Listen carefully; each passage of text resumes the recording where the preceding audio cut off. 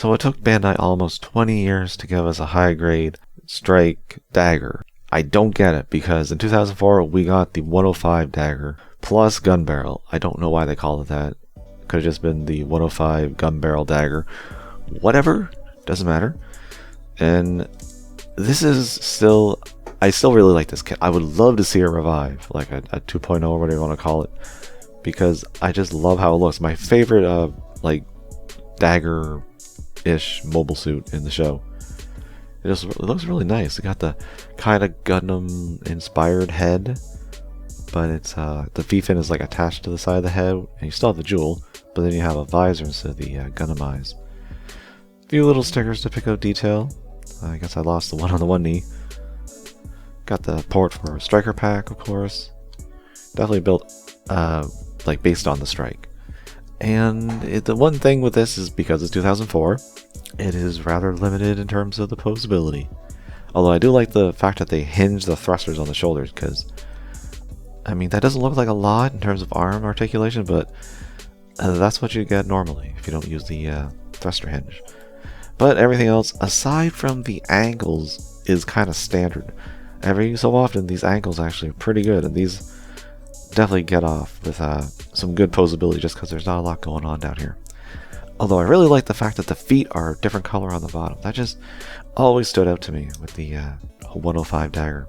And it comes with the dagger shield, which I like how it doesn't go into any peg. There's no hole here for a peg. It just clips around the groove. I think more models should be able to do that. Like just use the molding in the arm to like clip it around. Sometimes it doesn't work, but this one actually is. This is like an old kit now for me. I've had this for a long time, and it still clips just as good as when I first bought it.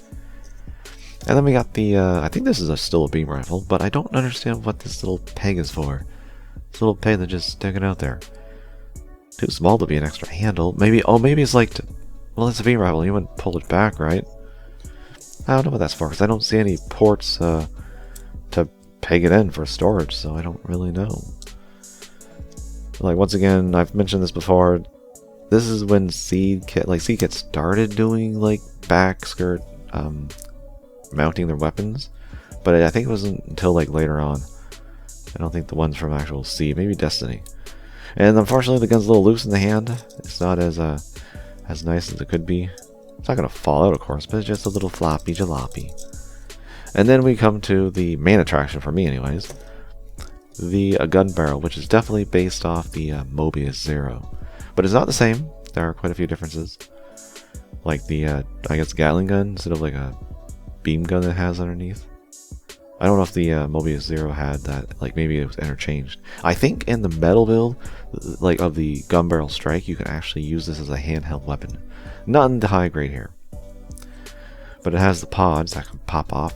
There's no way to display them separately with this kit. It does come with a stand, an orange stand that matches the Gunbarrel. So you have like an added arm piece, so you can have the Gunbarrel on the shorter stand piece, and then you connect the longer one, and you can have the dagger. Unfortunately, I don't know where it is. When I've looked, you think I could find it. It's bright orange, but no. It's unfortunate because what you can do is you can unpeg these panels, and there's a little black piece that would peg these two together so it'd be opened up, and then you can have this little barrel pegged in there as well, so it looks like it's firing. A lot of little parts forming pieces that could get lost, but if I remember correctly, you can store them underneath the stand. I wish I could find it. I don't know where it is. It really annoys me. But I wanted to show this off because I really like this kit. And there's no way to peg it into the mobile suit as is. You have to use this included adapter. It's a little annoying, but maybe they just couldn't figure out how to do it properly back in 2004. But once you have that attached, it goes in like a glove. And a little back heavy, but once again, it comes with a stand, so it's not really that big a deal.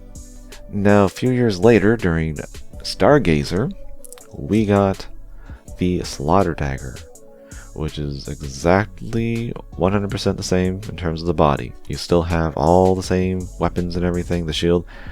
I don't know what happened to the second beam saber on this guy, but this one does have both of them.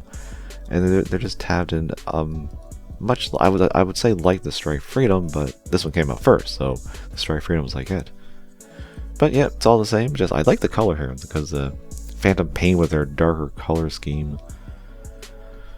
Still have a soft spot for the more Gundam looking 105 Dagger, but this one's nice too. And it comes with its own striker pack, the Ale Strike. Unfortunately, since it is based off the old Strike, it has the neutered wings that the old Ale pack had, which are really small. But now it has another set of beam sabers, so it's not going to be without any of those. And I keep forgetting, I guess the original one did too, but in the show it uses these little machine guns in the feet. Machine guns built into the feet. That's actually kind of cool.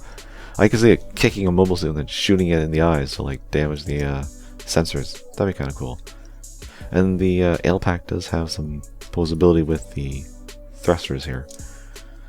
But that's about it. And of course you have the stickers that have to go on the wings, which make up quite a bit of the wing, really. Now, if you want to connect the Gunbarrel, if I bring that back in, to a modern Strike, we'll take the high grade. It can be done, but as far as I can tell, this adapter piece is a little loose. It's because these have polycaps, where the modern Strike doesn't. It's just plastic on plastic action. And it's a little loose. Now, if you're not going to tip it around or something, if you're just going to keep it flat, like standing straight, it should be okay. But if you start to move it, see, it starts to tip because it's not that securely fashioned to it. But you can do a Gunbarrel Strike. Yeah, for the most part. If you don't have the money for a metal build. So it's nice that you can do it if you want. Just, you either thicken the peg maybe, or just don't move it around much. But I'm definitely going to keep it on my 105 Dagger because this has still been one of my favorite seed kits, and I don't think it's going to change anytime soon.